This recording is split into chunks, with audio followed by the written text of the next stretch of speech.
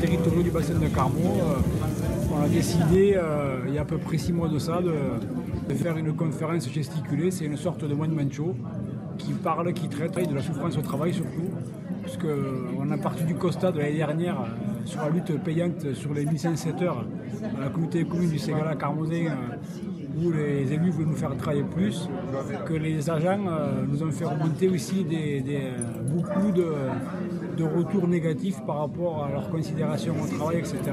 Mais nous, on dit non, c'est un sport de contact. Donc, dans un sport de contact, eh bien, il faut faire attention de ne pas se faire mal. Donc, on se chauffe, vous voyez. Allez-y, allez-y. Allez, encore un coup. L'équipe des rouges et l'équipe des bleus. Bon, ça, c'est pour les daltoniens. C'est bon, tout va bien. Alors, l'équipe des bleus, on va commencer par celle-là. Certains disent qu'ils sont les représentants du système néolibéral. Voilà, c'est le capital. L'autre équipe, celle des rouges, alors c'est ceux qui vendent leur force de travail contre une rémunération, quoi. Hein, le travail, hein, évidemment. C'est pas grave, ils se réveilleront. Il y en a même qui disent qu'il aurait une main invisible. Vous voyez, un truc comme ça. Imagine une main invisible, c'est lui l'arbitre. Vous voyez de qui je veux parler? Le marché. Ah, alors il a ses règles, le marché, la rentabilité. Voilà, ça c'est les règles, il siffle quand il n'y a pas de rentabilité, par exemple. Hein, la productivité. Il y a des fonctionnaires parmi vous? Parlant de productivité. Pareil, performance. Ça c'est encore une règle de jeu du capital, du marché. On a aussi celui-là je l'aime bien, la flexibilité. Alors non, maintenant, en Macronie, on dit la flexi-sécurité. Voilà. Bon, ils ont juste oublié la sécurité, quoi. Hein, mais on a gardé flexibilité, allez, c'est bon les gens, on y va. Et puis un truc aussi qui marche fort, hein, c'est le coût du travail. Vous imaginez pas comme les salariés, ça coûte cher. Oh là là. Il y en a qui me disent, ouais, mais dans l'équipe du travail, c'est qui les travailleurs? Alors bon, on a les ouvriers, ça on sait, hein, on sait faire. Alors il paraît qu'il n'y en a plus. Bon, ça c'est ce qu'on veut nous faire croire. Ils sont plutôt invisibles dans notre société médiatique. Mais des ouvriers, il y en a encore plein. Des employés, il y en a aussi plein. Mais après, on a les cadres intermédiaires. Hein. Les petits patrons, ils sont dans l'équipe de rouge, mais ils ne le savent pas. Les agriculteurs qui se suicident, vraiment, ça existe, hein, les suicides des agriculteurs. Eux, ils croient qu'ils sont dans l'équipe des bleus. En face, vous avez un pilier qui fait 130 kilos, qui arrive ballon à la main comme ça. C'est moi comme ça, 70 kilos tout mouillé. Le mec il fait 130 kilos et il arrive et il charge quoi. Il faut appliquer la consigne. Tu te mets en face, tu bouges pas, tu le fais tampon et tu le fais tomber. Et donc il arrive vers toi plutôt que de le prendre plein fer. Parce que là le mec il fait 130 kilos si tu veux. Tu le prends plein fer. Il t'a pas vu lui, hein, parce que lui il sait pas faire le crochet, hein, il fait pas un truc comme ça, il va tout droit, il te laboure, il continue, hein, il sait rien passer pour lui. Donc tu fais ça, tu vois. Il arrive, le mec fait hop. Et bien Mamadou, pareil quoi. Mamadou dans son atelier, il était le numéro 9. On empêche le travailleur de faire appel à son intelligence pour réguler son système et faire en sorte que ça marche. Et aujourd'hui, le lean management et manufacturing sont en train de glisser de l'industrie automobile vers les services et vers les soins notamment, à l'hôpital. Méfiez-vous, hein, y compris dans les services des collectivités territoriales, un jour ou l'autre, cette démarche, parce que vos chefs, ils sont formés à ça. Puis après, ils ont inventé d'autres trucs. La QVT, la qualité de vie au travail. C'est juste une manière de dire, ben, il n'y a que des choses positives, quoi. Vous savez, c'est comme, on ne parle plus de plan de licenciement. Hein, c'est des plans de retour à l'emploi. Imagine, tu as une rencontre entre Philippe Martinez et Geoffroy Roux de Médeux. Oh, pardon. T'as Martinez qui dit comme ça. Ouais, bah alors, je vais te dire un truc, Geoffroy, maintenant, c'est pas compliqué. D'abord, on va passer au 28 heures par semaine. 6e semaine de congé payé. On va diminuer par 3 les cadences. Et là, t'as Geoffroy qui dit « Écoute, mon cher Philou, évidemment, mais il n'y a pas de problème, on va faire ça, quoi. Je vais juste réduire les dividendes de tous les actionnaires, c'est pas compliqué. » Ça serait cool, hein, si on faisait comme ça. Hein. Ça, ce serait les acquis. D'accord? Eh ben non, hein, ça s'est bastonné pour avoir la sécu, pour avoir la retraite, pour réglementer le travail des enfants, l'interdire, le travail des enfants, réglementer le travail nocturne, hein, le travail posté, ça a été réglementé, pour, je sais pas moi, pour l'égalité homme-femme aussi.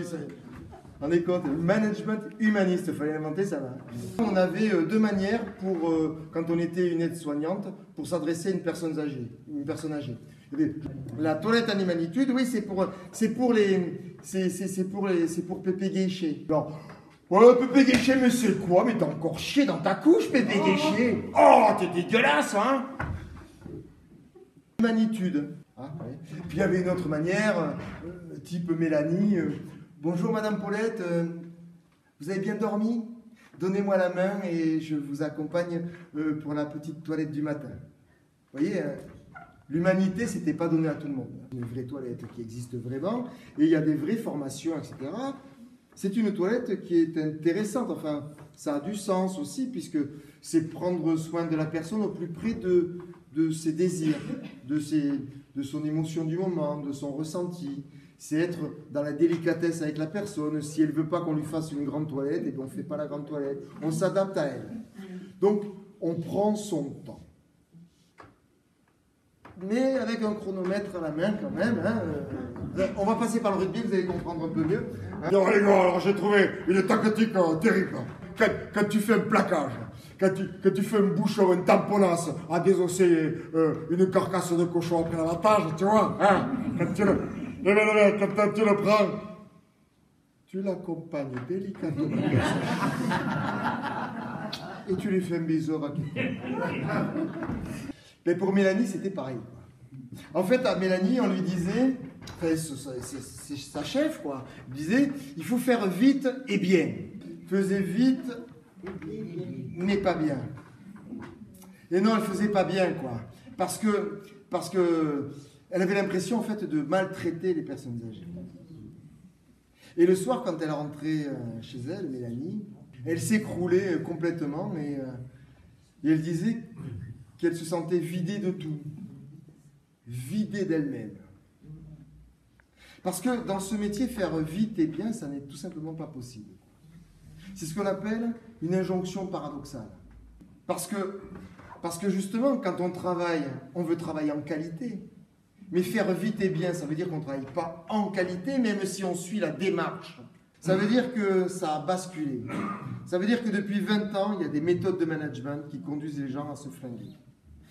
Parce qu'aujourd'hui, ce qui est principal, c'est la souffrance éthique. Mélanie, là, elle a l'impression de ne pas être en accord avec ses convictions profondes. On veut que chaque client qui soit en contact avec Arglass se dise « Waouh !» Waouh! Moi j'ai les poils. Hein. Je sais pas vous, mais moi j'ai les poils qui s'érissent et ça vous fait pas des choses avec tout ça. Non? On va faire un test, on va voir si vous êtes bon pour bosser chez Carglass. Alors je vais faire le waouh et puis vous allez le faire après moi. Allez, waouh! Wow. Vous cherchez pas de boulot, vous. Hein. Non mais vous voulez pas y mettre un peu d'énergie là, je sais pas, du truc. Allez, on refait une dernière fois parce que là quand même non, c'est pas bon. Allez, waouh! Wow. Voilà, monsieur il veut travailler. Il veut travailler chez Carglass. Par-delà. Il descend très profondément jusque dans le... Parce que chez Carglass, il y a un centre d'appel dédié à la satisfaction client. Si jamais vous allez chez Carglass faire réparer quelque chose, madame, vous savez ce qui va se passer? Quelques jours plus tard, on va vous appeler, on va vous dire « Alors, il était comment le waouh ?»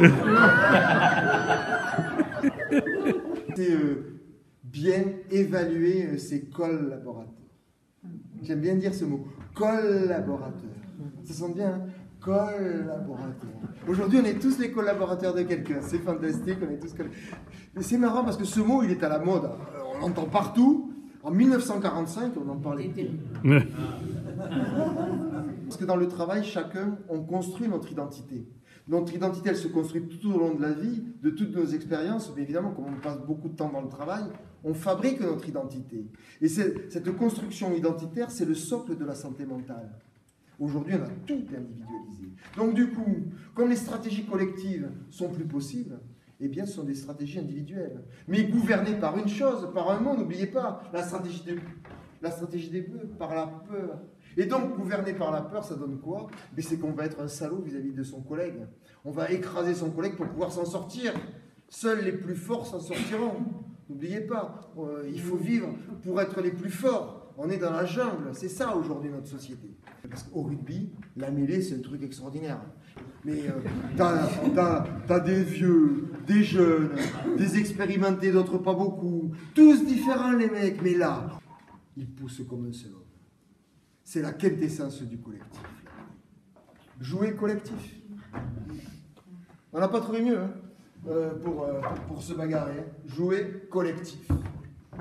Pour les Bleus, ça n'a rien à voir, évidemment. La stratégie, c'est pas du tout la même. Depuis... mais non. Leur objectif, vous savez, c'est accumuler indéfiniment du capital. Dégueulasse. Oui, à un moment donné, quand c'est sorti, là, l'histoire des RPS, on a cru, je sais pas, que c'était une maladie honteuse. Risques psychosociaux, ça veut dire.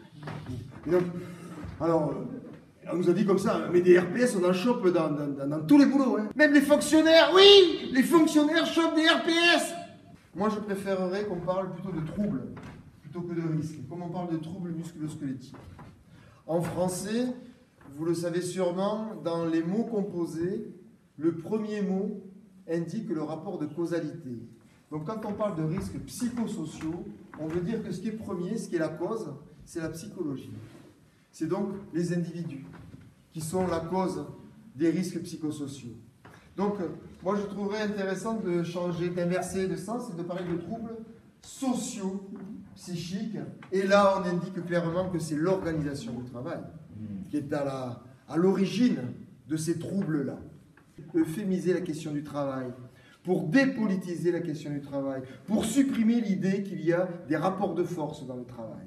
Quand on parle de risques psychosociaux, il y a une idée de mesure, de science. Et puis, en se débrouillant bien, on peut faire passer les risques psychosociaux pour des risques naturels. Le dispositif d'alerte. Il faut mettre en place un dispositif d'alerte obligatoire afin de permettre de cibler la population vulnérable. En gros, je vous le fais court, si jamais vous voyez votre collègue qui ne va pas bien, vous devez le dénoncer. Le dire. Le dire. Voilà. Oui, parce que, vous vous rendez compte, hein, s'il va autrement, il peut contaminer les autres. Je veux dire, en même temps, hein, c'est quand même pour sauver tous les autres. Que toute l'entreprise soit touchée par les risques psychosociaux. Donc, je veux dire, le mec, on a tout fait pour lui. Quand vous avez remarqué tout ce qu'on a fait pour lui, et puis ce con, il n'arrive pas à s'en sortir. Bon, bah il faut... Voilà, on a une phase, pas agréable, mais nécessaire. Élimination. Hein? Alors, on a plein de techniques. Hein. On lui fait un petit coup de reclassement, un peu... On peut faire ça. On peut faire un départ à la retraite anticipé. Il ne touchera pas beaucoup, mais tant pis pour ça, il ne va pas être malade non plus. On peut licencier pour faute grave, hein, faute professionnelle. Enfin, on trouvera bien un truc, c'est pas difficile. Une longue maladie aussi, comme ça, c'est la Sécu qui paye, on s'emmerde pas. Hein. Enfin, il y a plein de trucs. Didier Lombard, en 2009, le patron de France Télécom. Devant les caméras, il parle de la mode des suicides. Quand même, elle est là la banalité du mal, dans ces termes-là. Parler de la mode des suicides, parce que bon, ça fait bizarre, hein, mais là en fait, qu'est-ce qu'il fait? Du haut de sa classe sociale supérieure, il déconsidère complètement tous ses employés. Je me présente Robert Truchy de Truchy & Truchy Corporate, expert en autopsie psychologique.